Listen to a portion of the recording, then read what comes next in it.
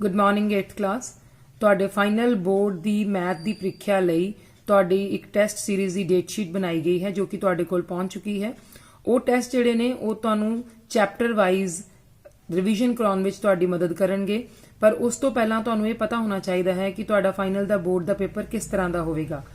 ਮੈਂ ਤੁਹਾਨੂੰ ਤੁਹਾਡੇ ਪੇਪਰ ਦੇ ਪੈਟਰਨ ਬਾਰੇ ਦੱਸਣ ਜਾ ਰਹੀ ਹਾਂ। ਤੁਹਾਡੇ ਪੇਪਰ ਵਿੱਚ 4 ਪਾਰਟ ਹੋਣਗੇ, ਪਾर्ट A, B, C ਅਤੇ D। पार्ट A ਵਿੱਚ 3 क्वेश्चन होंगे और पहला क्वेश्चन जोड़ा है वो 16 MCQ यानी कि मल्टीपल चॉइस क्वेश्चन होंगे, जिस तरह तुसी अपने ऑनलाइन पेपरां विच करदे रहे हो। एक क्वेश्चन होएगा, वो 4 उत्तर होंगे, सही उत्तर नूं तुसी टिक करना है। दूसरा क्वेश्चन जोड़ा है वो 8 ट्रू फॉल्स यानी कि सही या गलत चुनो, 8 वाकां विचों होएगा, 8 ऑप्शन होंगे। तीसरा क्वेश्चन जोड़ा होएगा वो 8 खाली स्थान पर होएगा। और इस तरह जिहड़े 3 क्वेश्चन ने इन्हां विच कुल 32 प्रश्न होणगे और हर प्रश्न जिहड़ा है वो एक नंबर दा होएगा। इस तरह जिहड़ा पार्ट A है ये कुल 32 नंबर दा है और 80 विचों 32 नंबर दा तुहाडा पेपर तुहाडे 1 अंक दे प्रश्नां ते आधारित है। ये 1 अंक दे प्रश्न जिहड़े ने ये काफ़ी आसान हुंदे हन और इन्हां नूं तैयार करना भी आसान हुंदा है। अपने इन्हां टैस्टां दी तैयारी लई जो मैं ये वीडियो बनाने जा रही हाँ, इस विच मेरा मेन फोकस तुहाडा उन्हां 1 नंबर के प्रश्नों ते ही है, ताकि तुसी आसानी नाल अपना पार्ट A जिहड़ा है वो पूरा करके 32 दे 32 नंबर स्कोर कर सको। पेपर की गल करिए तो पार्ट B विच क्वेश्चन 4 तो 11 तक 8 प्रश्न होंगे जिहड़े कि 2-2 नंबर के होंगे और इस तरह पार्ट B के कुल अंक जिहड़े ने 16 होंगे। पार्ट C विच 12 तो 16 5 प्रश्न होंगे जिहड़े कि 4-4 नंबर के होंगे और इस भाग के कुल नंबर 20 होंगे। इस भाग विच तुहानू 2 क्वेश्चनस दे विच आंतरिक चॉइस मतलब जां भी मिलेगा, तुहानू छूट भी होगी। पार्ट D विच क्वेश्चन 17 ते 18 2 क्वेश्चन 6-6 नंबर दे, ते इस तरह पार्ट D दे कुल 12 नंबर होंगे, ते इस तरह तुहाडे पेपर का टोटल जिहड़ा है वो 80 नंबर बन जाएगा। पर अपने इस वीडियो राही मेरा मेन फोकस है पार्ट A उते, जिस विच सिर्फ 1 नंबर के क्वेश्चन होंगे, क्योंकि ये 1 नंबर के जे तुसी सारे ही क्वेश्चन अपने सही कर लेंदे हो, 16 MCQ 8 सही गलत अते 8 खाली स्थान पर हो, तो तुसी अपने पेपर विच 32 नंबर बहुत आसानी नाल स्कोर कर सकते हो। हुण असीं गल करदे हां अपने पहले रिवीजन टेस्ट की, जो कि कल होण जा रहा है।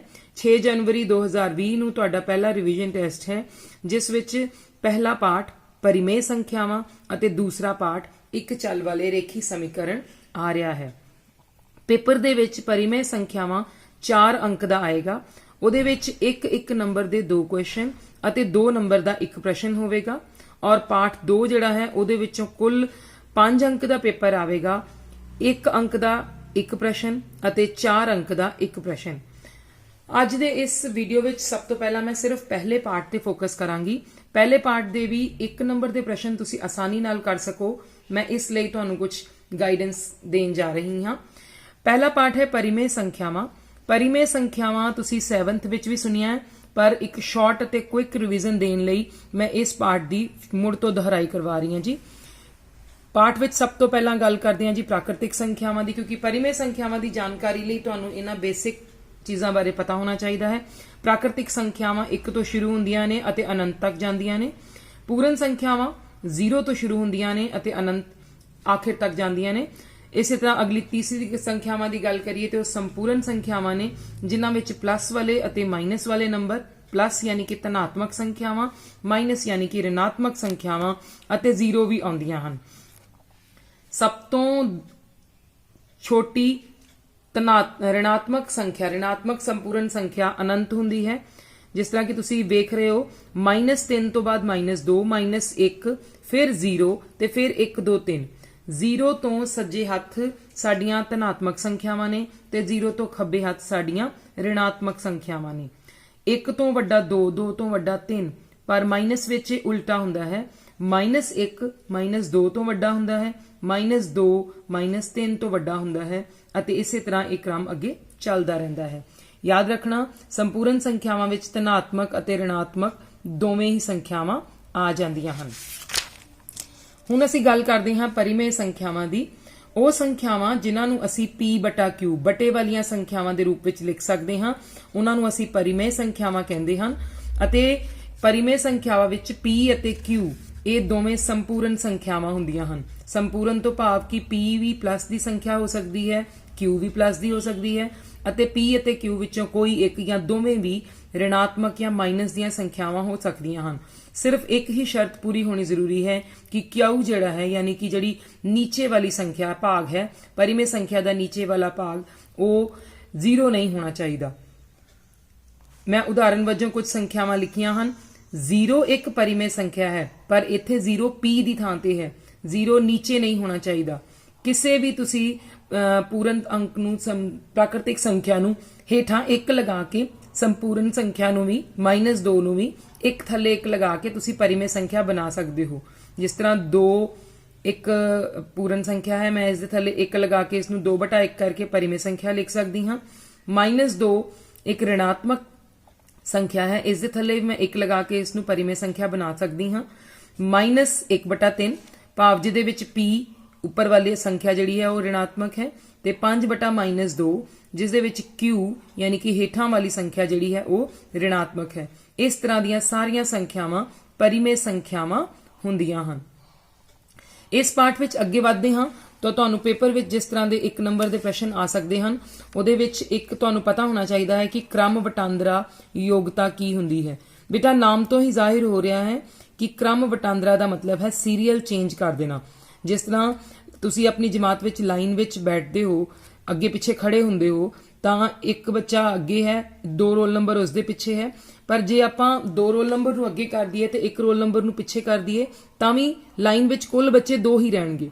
इसे तरह क्रम वटांदरा योग्यता भी इहो जी हुंदी यही है कि a जमा b चाहे तुसी 4/3 कर लवो चाहे तुसी 3/4 कर लवो, क्रम वटाउण नाल कोई फर्क नहीं पैंदा। तुहाडी पाठ पुस्तक विच क्रम वटांदरा योग्यता पूर्ण संपूर्ण परिमेय सारियां संख्यावां वास्ते डिस्कस की गई है, पर मेरा मेन मोटिव है कि तुसी इस चैप्टर दे शॉर्ट नोट्स लवो, क्विक नोट्स लवो ताकि तुहाडी दोहराई हो सके ते उहदे लई तुहानूं क्रम वटांदरा योग्यता दा पता होना चाहिए कि वह हुंदी की है। a जमा b बराबर है b जमा a, यानी कि क्रम वटाउण नाल फर्क नहीं पैंदा है। दूसरा जिहड़ा गुण तुहानूं पता होना चाहिए है वह है सहीचारिता। सहीचारिता जिहड़ा है वह 2 तो वध संख्यावां ते लागू हुंदा है ते इस दा मतलब यह है कि a जमा b जमा c कि जदों असीं 3 संख्यावां नूं जोड़ना है, चाहे असीं दूसरी अते तीसरी नूं पहलां जोड़ लईए, मैं उन्हां नूं ब्रैकेट विच रखिया है, इहदा मतलब असीं उन्हां नूं पहलां जोड़ांगे ते फिर a यानी कि पहली संख्या जोड़ दईए, जां दूसरे पासे वेखो तो a जमा b ब्रैकेट विच है यानी कि पहली अते दूसरी नूं पहलां जोड़ लवो ते फिर तीसरी संख्या जोड़ लवो ते इस नाल कोई फर्क नहीं पैंदा है। इस नूं सहीचारिता कहंदे हन। इत्थे मैं क्रम वटांदरा ते सहीचारिता दोवें जमा दे कॉन्टैक्सट विच समझाए हन।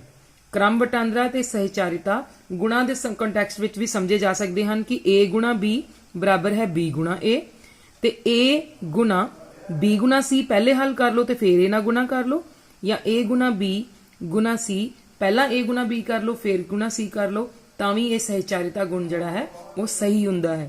सो पाठ विच तुहानूं 1 नंबर विच इहो ਜਿਹੇ प्रश्न भी आ सकते हैं कि तुहानूं इन्हां विचों कोई दिखा के क्या जावे कि ये किहड़े गुण है, तो तुहानूं पता होना चाहिए कि क्रम वटांदरा योग्यता है या ये सहीचारिता योग्यता है। ये जमा अते गुणा दोनों वास्ते पूछा जा सकता है और a अते b दी थां ते a b c दी थां ते अंक भी दिते जा सकते हैं। तुसी सिर्फ सीरियल याद रखना है कि क्रम वटांदरा योग्यता की है अते सहीचारिता दा गुण की है। अगे चलते हाँ। हाँ जी, एक बड़ा इंपॉर्टेंट कंसैप्ट है जिहड़ा इस लैसन विच आया है, जोड़ात्मक तत्समक, और उस दे थल्ले मैं लिखा है 0। 0 नूं असीं जोड़ात्मक तत्समक इसलिए कहते हाँ क्योंकि 0 नूं किसी भी पूर्ण संख्या विच जोड़ो तां उत्तर पूर्ण संख्या होएगा, 0 नूं किसी संपूर्ण संख्या विच जोड़ो तां उत्तर संपूर्ण संख्या होवेगा, अते 0 नूं किसी परिमेय संख्या विच जोड़ो तां उत्तर परिमेय संख्या ही आएगा। इसलिए 0 नूं जोड़ात्मक तत्समक कहते हैं क्योंकि इसके किसी भी संख्या विच जुड़ के उस विच कोई अंतर नहीं लियाउंदा। एडिटिव आइडेंटिटी या जोड़ात्मक तत्समक याद रखना, 0 जोड़ात्मक तत्समक हुंदा है। अगे चलते हाँ गुणात्मक तत्समक।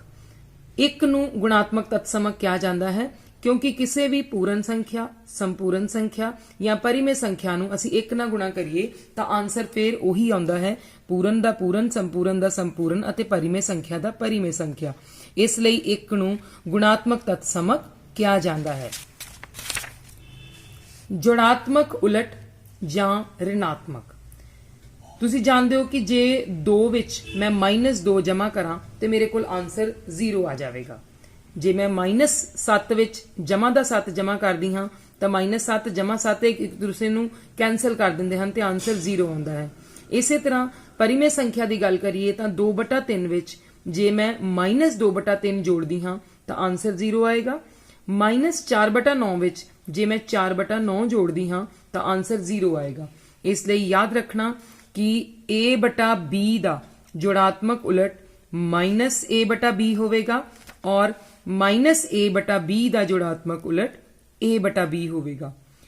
ਯਾਦ ਰੱਖਣਾ ਬੇਟਾ, ਜੋੜਾਤਮਕ ਉਲਟ ਦਾ ਮਤਲਬ ਹੈ ਕਿ ਕਿਸੇ ਸੰਖਿਆ ਵਿੱਚ ਕੀ ਜੋੜਿਆ ਜਾਵੇ ਤਾਂ ਸਾਨੂੰ 0 ਮਿਲੇ ਔਰ ਕਿਸੇ ਵੀ ਸੰਖਿਆ ਵਿੱਚ ਜਦੋਂ ਅਸੀਂ ਉਸ ਦਾ ऋणात्मक ਯਾਨੀ ਕਿ ਮਾਈਨਸ ਭਾਗ ਜੋੜਾਂਗੇ, ਸੇਮ ਤੇ ਮਾਈਨਸ, ਕਿਸੇ ਵੀ ਸੰਖਿਆ ਦਾ ਜੋੜਾਤਮਕ ਉਲਟ ਉਹੀ ਸੰਖਿਆ ਹੁੰਦੀ ਹੈ। ਸਿਰਫ ਜੇ ओरिजिनल ਸੰਖਿਆ ਤੁਹਾਡੀ ਮਾਈਨਸ ਦੀ ਹੈ ਤਾਂ ਜੋੜਾਤਮਕ ਉਲਟ ਪਲੱਸ ਵਿੱਚ ਹੋਏਗਾ, ਜੇ ओरिजिनल ਸੰਖਿਆ ਤੁਹਾਡੀ ਪਲੱਸ ਦੀ ਹੈ ਤੇ ਜੋੜਾਤਮਕ ਉਲਟ ਜਿਹੜਾ ਹੈ ਉਹ ਮਾਈਨਸ ਵਿੱਚ ਹੋਵੇਗਾ। ਇਸੇ ਤਰ੍ਹਾਂ ਪਾਠ ਵਿੱਚ ਅੱਗੇ ਗੱਲ ਕੀਤੀ ਗਈ ਹੈ ਗੁਣਾਤਮਕ ਉਲਟ ਦੀ ਜਾਂ ਉਲਟ ਕ੍ਰਮ ਦੀ। ਗੁਣਾਤਮਕ ਉਲਟ ਤੋਂ ਭਾਵ ਇਹ ਹੈ ਕਿ ਆਪਾਂ ਦਿੱਤੀ ਹੋਈ ਸੰਖਿਆ ਨੂੰ ਕਿਸ ਸੰਖਿਆ ਨਾਲ ਗੁਣਾ ਕਰੀਏ ਤਾਂ ਸਾਡਾ ਆਨਸਰ ਜਿਹੜਾ ਹੈ ਉਹ 1 ਆਵੇ। ਜਿਸ ਤਰ੍ਹਾਂ ਮੈਂ ਇੱਥੇ ਤੁਹਾਨੂੰ ਦਿਖਾ ਰਹੀ ਹਾਂ ਕਿ 2/3 ਨੂੰ ਜੇ ਅਸੀਂ 3/2 ਨਾਲ ਗੁਣਾ ਕਰੀਏ ਤਾਂ 2 ਤੇ 2 ਉੱਪਰ ਥੱਲੇ ਕੱਟੇ ਜਾਣਗੇ, 3 ਤੇ 3 ਉੱਪਰ ਥੱਲੇ ਕੈਂਸਲ ਹੋ ਜਾਣਗੇ ਤੇ ਸਾਡੇ ਕੋਲ ਆਨਸਰ 1 ਆ ਜਾਵੇਗਾ। ਇਸੇ ਤਰ੍ਹਾਂ ਜੇ ਮਾਈਨਸ ਦੀ ਸੰਖਿਆ ਹੈ -4/7 ਤਾਂ ਉਸ ਨੂੰ ਮੈਂ -7/4 ਜਾਂ 7/-4 ਨਾਲ ਹੀ ਗੁਣਾ ਕਰਾਂਗੀ ਤਾਂ ਆਨਸਰ 1 ਆਵੇਗਾ। ਸੋ ਜਦੋਂ ਗੁਣਾਤਮਕ ਉਲਟ ਪਤਾ ਕਰਨਾ ਹੈ ਤਾਂ ਅਸੀਂ ਅੰਸ਼ ਅਤੇ ਹਰ ਯਾਨੀ ਕਿ ਉੱਪਰਲੇ ਅੰਕ ਨੂੰ ਨੀਚੇ ਲੈ ਆਉਣਾ ਹੈ, ਨੀਚੇ ਵਾਲੇ ਅੰਕ ਨੂੰ ਉੱਪਰ ਲੈ ਆਉਣਾ ਹੈ। ਜੇ ਤੁਹਾਡੀ ਸੰਖਿਆ ਧਨਾਤਮਕ ਹੈ ਤਾਂ ਉਸ ਦਾ ਗੁਣਾਤਮਕ ਉਲਟ ਵੀ ਧਨਾਤਮਕ ਆਏਗਾ। ਜੇ ਤੁਹਾਡੀ ਸੰਖਿਆ ਮਾਈਨਸ ਦੀ ਹੈ ਤਾਂ ਉਸ ਦਾ ਗੁਣਾਤਮਕ ਉਲਟ ਵੀ ਮਾਈਨਸ ਆਏਗਾ। ਜਿਸ ਤਰ੍ਹਾਂ a/b ਹੋਏਗੀ ਸੰਖਿਆ ਤਾਂ ਉਸ ਦਾ ਗੁਣਾਤਮਕ ਉਲਟ b/a ਹੋਵੇਗਾ। -a/b ਹੋਵੇਗੀ ਤਾਂ ਉਸ ਦਾ ਗੁਣਾਤਮਕ ਉਲਟ b/-a ਹੋਵੇਗਾ। ਯਾਦ ਰੱਖਣਾ, ਗੁਣਾਤਮਕ ਉਲਟ ਮਤਲਬ ਅਸੀਂ ਦਿੱਤੀ ਗਈ ਸੰਖਿਆ ਨੂੰ ਕਿਸ ਸੰਖਿਆ ਨਾਲ ਗੁਣਾ ਕਰੀਏ ਕਿ ਸਾਡੇ ਕੋਲ 1 ਆਵੇ। ਜੇ ਮੈਂ ਗੱਲ ਕਰਾਂ 0 ਦੀ ਤਾਂ 0 ਦਾ ਕੋਈ ਉਲਟ ਕ੍ਰਮ ਨਹੀਂ ਹੁੰਦਾ ਕਿਉਂਕਿ 0 ਨੂੰ ਅਸੀਂ ਜਦੋਂ ਗੁਣਾਤਮਕ ਉਲਟ ਲਈ ਗੁਣਾ ਕਰਾਂਗੇ ਤਾਂ ਸਾਡੇ ਕੋਲ ਆਨਸਰ 0 ਹੀ ਆ ਜਾਵੇਗਾ, 1 ਕਿਸੇ ਤਰੀਕੇ ਨਾਲ ਨਹੀਂ ਆਵੇਗਾ। ਸੋ 0 ਦਾ ਕੋਈ ਉਲਟ ਕ੍ਰਮ ਨਹੀਂ ਹੁੰਦਾ। ਅੱਗੇ ਪਾਠ ਵਿੱਚ ਗੱਲ ਕੀਤੀ ਗਈ ਹੈ ਵੰਡਨਸ਼ੀਲਤਾ ਦੀ। ਵੰਡਨਸ਼ੀਲਤਾ ਤੁਸੀਂ ਸਿਰਫ ਪ੍ਰੋਪਰਟੀ ਸਮਝਣ ਦੀ ਕੋਸ਼ਿਸ਼ ਕਰੋ ਕਿਉਂਕਿ ਇਹਦੇ ਆਧਾਰ ਤੇ ਜੋ ਕੁਐਸਚਨ ਹਨ ਉਹ 4 ਨੰਬਰ ਦੇ ਕੁਐਸਚਨਾਂ ਦੇ ਵਿੱਚ ਕਵਰ ਹੁੰਦੇ ਹਨ। ਵੰਡਨਸ਼ੀਲਤਾ ਇੱਥੇ ਮੈਂ ਗੁਣਾ ਦੀ ਜੋੜ ਉੱਤੇ ਵੰਡਨਸ਼ੀਲਤਾ ਦੱਸੀ ਹੈ। ਜਿਸ ਤਰ੍ਹਾਂ ਕਿ a ਗੁਣਾ b ਜਮਾ c ਬ੍ਰੈਕਟ ਵਿੱਚ ਹੈ, ਬਾਹਰ a ਹੈ ਉਹ ਉਹਨਾਂ ਦੇ ਨਾਲ ਗੁਣਾ ਹੈ ਤੇ ਇਸ ਨੂੰ ਅਸੀਂ ਇਸ ਤਰ੍ਹਾਂ ਲਿਖ ਸਕਦੇ ਹਾਂ ਕਿ ਪਹਿਲਾਂ ਅਸੀਂ a ਨੂੰ b ਨਾਲ ਗੁਣਾ ਕਰ ਦਈਏ ab, ਫਿਰ ਜਮਾ ਦਾ ਨਿਸ਼ਾਨ ਵਿੱਚ ਔਰ ਫਿਰ a ਨੂੰ c ਨਾਲ ਗੁਣਾ ਕਰ ਦਈਏ ਤੇ ac, यानी कि a गुणा b जमा c बराबर है ab जमा ac। इसे तरह गुणा नू घटाओ ते वंडनशीलता दिखाई गई है नीचे, a गुणा b माइनस c बराबर है ab माइनस ac। सो इत्थों तक तुहाडे मेन गुण जिहड़े ने खत्म हो जाते हैं, कवर हो जाते हैं। अगे बेटा तुसीं 6वीं ਅਤੇ 7ਵੀਂ ਵਿੱਚ संख्या रेखा पढ़ी है। 8ਵੀਂ ਵਿੱਚ ਕਲਾਸ ਵਿੱਚ ਆ ਕੇ ਸੰਖਿਆ ਰੇਖਾ ਅਸੀਂ ਪਰਿਮੇਯ ਸੰਖਿਆਵਾਂ ਦੇ ਕਨਸੈਪਟ ਵਿੱਚ ਕਰਾਂਗੇ। ਸਭ ਤੋਂ ਪਹਿਲਾਂ ਜਿਹੜੀ ਤੁਹਾਨੂੰ ਮੈਂ ਸੰਖਿਆ ਰੇਖਾ ਦਿਖਾ ਰਹੀ ਹਾਂ, ਤੁਸੀਂ ਜਾਣਦੇ ਹੋ ਕਿ ਸੰਖਿਆ ਰੇਖਾ ਦੇ ਦੋਨੋਂ ਪਾਸੇ ਤੀਰ ਬਣੇ ਹੁੰਦੇ ਹਨ। ਇਹ ਇੱਕ ਰੇਖਾ ਹੈ ਜਿਸ ਨੂੰ ਅਸੀਂ ਦੋਵਾਂ ਸਿਰਿਆਂ ਤੇ ਆਪਣੀ ਸੁਵਿਧਾ ਅਨੁਸਾਰ ਜਿੰਨਾ ਚਾਹੇ ਅੱਗੇ ਵਧਾ ਸਕਦੇ ਹਾਂ। ਇਹਦੇ ਵਿੱਚ ਇੱਕ 0 ਦਾ ਪੁਆਇੰਟ ਲਗਾਇਆ ਹੈ ਔਰ 0 ਦੇ ਸੱਜੇ ਪਾਸੇ ਬਰਾਬਰ ਦੂਰੀ ਤੇ 1 2 3 ਤੱਕ ਮੈਂ ਸੰਖਿਆਵਾਂ ਨਿਰੂਪਿਤ ਕੀਤੀਆਂ ਹਨ। 4 ਅਤੇ 5 ਦੇ ਨਿਸ਼ਾਨ ਵੀ ਲਗਾਏ ਹੋਏ ਹਨ ਔਰ ਸੰਖਿਆ ਰੇਖਾ ਤੇ 0 ਦੇ ਖੱਬੇ ਪਾਸੇ ਮਾਈਨਸ ਵਾਲੀਆਂ ऋणात्मक ਸੰਖਿਆਵਾਂ -1 -2 ਅਤੇ -3 ਨਿਰੂਪਿਤ ਕੀਤੀਆਂ ਹਨ। ਇਸੇ ਤਰ੍ਹਾਂ ਅਸੀਂ ਜਿੰਨੀਆਂ ਚਾਹੀਏ ਸੰਖਿਆਵਾਂ ਨਿਰੂਪਿਤ ਕਰ ਸਕਦੇ ਹਾਂ। ਇਹ ਤੁਸੀਂ 6th ਅਤੇ 7th ਵਿੱਚ ਵੀ ਕਰ ਚੁੱਕੇ ਹੋ। ਇਸ ਕਲਾਸ ਵਿੱਚ ਅਸੀਂ ਸੰਖਿਆ ਰੇਖਾ ਤੇ ਪਰਿਮੇਯ ਸੰਖਿਆਵਾਂ ਨੂੰ ਨਿਰੂਪਿਤ ਕਰਨਾ ਸਿੱਖਣਾ ਹੈ। ਦੇਖੋ, ਜਿਸ ਤਰ੍ਹਾਂ ਪਹਿਲੀ ਤਸਵੀਰ ਵਿੱਚ ਮੈਂ 0 ਅਤੇ 1 ਦੇ ਵਿੱਚ ਇੱਕ ਨਿਸ਼ਾਨ ਲਗਾਇਆ ਹੈ। ਤੁਸੀਂ ਜਾਣਦੇ ਹੋ ਕਿ 0 ਅਤੇ 1 ਦੇ ਵਿੱਚ ਅੱਧਾ ਹੁੰਦਾ ਹੈ। 0 ਤੇ 1 ਦੇ ਵਿੱਚ ਅੱਧਾ ਆਏਗਾ, ਅੱਧਾ ਅਰਥਾਤ 1/2, ਤੇ ਮੈਂ 0 ਅਤੇ 1 ਦੇ ਬਿਲਕੁਲ ਵਿਚਕਾਰ 1/2 ਪਰਿਮੇਯ ਸੰਖਿਆ ਸ਼ੋ ਕੀਤੀ ਹੈ। ਅਗਲੀ ਸੰਖਿਆ ਰੇਖਾ ਤੇ ਮੈਂ 0 ਅਤੇ 1 ਨੂੰ 3 ਭਾਗਾਂ ਵਿੱਚ ਵੰਡਿਆ ਹੈ। ਜਿਹੜਾ ਪਹਿਲਾ ਨਿਸ਼ਾਨ ਹੈ ਉਹ 1/3 ਨੂੰ ਦਰਸਾਉਂਦਾ ਹੈ, ਜਿਹੜਾ ਦੂਸਰਾ ਨਿਸ਼ਾਨ ਹੈ ਉਹ 2/3 ਨੂੰ, ਔਰ ਜਿਹੜਾ ਤੀਸਰਾ ਨਿਸ਼ਾਨ ਹੈ ਉਹ 3/3, ਭਾਵ ਕਿ ਉਹ 1 ਲਈ ਹੋਏਗਾ। ਇਸੇ ਤਰ੍ਹਾਂ ਜੇ ਤੀਸਰੀ ਸੰਖਿਆ ਰੇਖਾ ਦੀ ਗੱਲ ਕਰਾਂ ਤਾਂ ਮੈਂ ਉੱਥੇ 0 ਤੋਂ 1 ਨੂੰ 4 ਬਰਾਬਰ ਭਾਗਾਂ ਵਿੱਚ ਵੰਡਿਆ ਹੈ। 3 ਨਿਸ਼ਾਨ ਵਿੱਚ ਲਗਾਏ ਹਨ, ਯਾਨੀ ਕਿ 3 ਨਿਸ਼ਾਨ ਲਗਾਉਣ ਨਾਲ 0 ਤੋਂ 1 4 ਬਰਾਬਰ ਭਾਗਾਂ ਵਿੱਚ ਵੰਡਿਆ ਗਿਆ। 1/4, 2/4, 3/4, 4/4, ਔਰ ਲਾਸਟ ਵਿੱਚ ਸਭ ਤੋਂ ਨੀਚੇ ਜਿਹੜੀ ਸੰਖਿਆ ਰੇਖਾ ਹੈ ਉਹਦੇ ਵਿੱਚ ਮੈਂ 0 ਤੋਂ 1 ਨੂੰ 5 ਬਰਾਬਰ ਭਾਗਾਂ ਵਿੱਚ ਵੰਡਿਆ ਹੈ। 4 ਨਿਸ਼ਾਨ ਲਗਾਉਣ ਨਾਲ ਪਹਿਲਾ ਨਿਸ਼ਾਨ 1/5, ਦੂਸਰਾ 2/5, ਤੀਸਰਾ 3/5, ਚੌਥਾ 4/5 ਤੇ ਲਾਸਟ ਵਾਲਾ 5/5, ਭਾਵ 1 ਹੋ ਜਾਂਦਾ ਹੈ। ਯਾਦ ਰੱਖਣਾ ਕਿ ਤੁਸੀਂ ਜਦੋਂ ਵੀ ਕਿਸੇ ਸੰਖਿਆ ਰੇਖਾ ਤੇ ਕਿਸੇ ਵੀ ਪਰਿਮੇਯ ਸੰਖਿਆ ਨੂੰ ਸ਼ੋ ਕਰਨਾ ਹੈ, ਦਰਸਾਉਣਾ ਹੈ, ਤਾਂ ਤੁਸੀਂ ਉਸ ਦਾ ਹਰ ਵੇਖਣਾ ਹੈ, ਹੇਠਲਾ ਭਾਗ ਵੇਖਣਾ ਹੈ। ਜੇ ਤੁਹਾਡੀ ਸੰਖਿਆ ਦਾ ਹੇਠਲਾ ਭਾਗ 3 ਹੈ ਤਾਂ ਤੁਸੀਂ 0 ਤੋਂ 1 ਤੱਕ ਨੂੰ 3 ਹਿੱਸਿਆਂ ਵਿੱਚ, ਫਿਰ 1 ਤੋਂ 2 ਤੱਕ ਨੂੰ 3, 2 ਤੋਂ 3 ਤੱਕ ਨੂੰ 3, ਜਿੰਨੀ ਤੁਹਾਨੂੰ ਲੋੜ ਹੈ ਉਸ ਅਨੁਸਾਰ ਵੰਡ ਸਕਦੇ ਹੋ। ਜੇ ਤੁਹਾਡੀ ਸੰਖਿਆ ਦਾ ਪਰਿਮੇਯ ਸੰਖਿਆ ਦਾ ਹੇਠਲਾ ਭਾਗ 4 ਹੈ ਤਾਂ ਹਰ 0 ਤੋਂ 1 ਨੂੰ 4 ਭਾਗਾਂ ਵਿੱਚ, ਇਸੇ ਤਰ੍ਹਾਂ 1 ਤੋਂ 2 ਨੂੰ ਵੀ 4 ਭਾਗਾਂ ਵਿੱਚ, ਇਸੇ ਤਰ੍ਹਾਂ ਤੁਸੀਂ ਡਿਸਾਈਡ ਕਰਦੇ ਜਾਣਾ। ਅੱਗੇ ਚੱਲਦੇ ਹਾਂ। ਬੇਟਾ ਤੁਹਾਡੀ ਪਾਠ ਪੁਸਤਕ ਦੀ ਗੱਲ ਕਰੀਏ ਤਾਂ ਅਭਿਆਸ 1.1 ਵਿੱਚੋਂ ਤੁਸੀਂ ਕੁਐਸਚਨ ਨੰਬਰ 2, ਕੁਐਸਚਨ ਨੰਬਰ 3 ਇਹ 1 ਅੰਕ ਦੇ ਪ੍ਰਸ਼ਨਾਂ ਲਈ ਤਿਆਰ ਕਰ ਸਕਦੇ ਹੋ, ਔਰ ਇਸ ਤੋਂ ਇਲਾਵਾ ਕੁਐਸਚਨ ਨੰਬਰ 10 ਅਤੇ 11 ਇਹ ਵੀ ਤੁਸੀਂ 1 ਅੰਕ ਦੇ ਪ੍ਰਸ਼ਨਾਂ ਲਈ ਅੱਛੀ ਤਰ੍ਹਾਂ ਤਿਆਰ ਕਰ ਲਵੋ। ਤੁਸੀਂ 1 ਅੰਕ ਦੇ ਸਵਾਲ ਪੂਰੇ ਆਪਣੇ ਇਸ ਚੈਪਟਰ ਵਿੱਚੋਂ ਨੰਬਰ ਲੈ ਸਕਦੇ ਹੋ। ਇਸੇ ਤਰ੍ਹਾਂ ਅੱਗੇ ਤੁਹਾਨੂੰ ਪਰਿਮੇਯ ਸੰਖਿਆਵਾਂ ਦਾ ਸੰਖਿਆ ਰੇਖਾ ਤੇ ਨਿਰੂਪਣ ਵੀ ਇਹਦੇ ਵਿੱਚ ਸਮਝਾਇਆ ਹੋਇਆ ਹੈ। ਇਹਦੇ ਵਿੱਚੋਂ ਤੁਹਾਨੂੰ 2 ਨੰਬਰ ਦਾ ਵੀ ਜਾਂ 4 ਨੰਬਰ ਦਾ ਪ੍ਰਸ਼ਨ ਵੀ ਆ ਸਕਦਾ ਹੈ। ਸੋ ਮੈਂ ਆਪਣੇ ਇਸ ਤੋਂ ਪਹਿਲਾਂ ਅਸੀਂ ਕਰ ਚੁੱਕੇ ਹਾਂ ਕਿ ਪਰਿਮੇਯ ਸੰਖਿਆਵਾਂ ਨੂੰ ਸੰਖਿਆ ਰੇਖਾ ਤੇ ਕਿਸ ਤਰ੍ਹਾਂ ਕਰਨਾ ਹੈ, ਇਸ ਦੀ ਵੀ ਚੰਗੀ ਤਰ੍ਹਾਂ ਪ੍ਰੈਕਟਿਸ ਕਰ ਲਈ ਜਾਵੇ। ਅਭਿਆਸ 1.2 ਵਿੱਚੋਂ ਪਹਿਲਾ ਅਤੇ ਦੂਸਰਾ ਕੁਐਸਚਨ ਜਿਹੜਾ ਹੈ ਉਹ ਦਿੱਤੀਆਂ ਗਈਆਂ ਪਰਿਮੇਯ ਸੰਖਿਆਵਾਂ ਨੂੰ ਸੰਖਿਆ ਰੇਖਾ ਤੇ ਨਿਰੂਪਿਤ ਕਰਨ ਬਾਰੇ ਹੀ ਹੈ।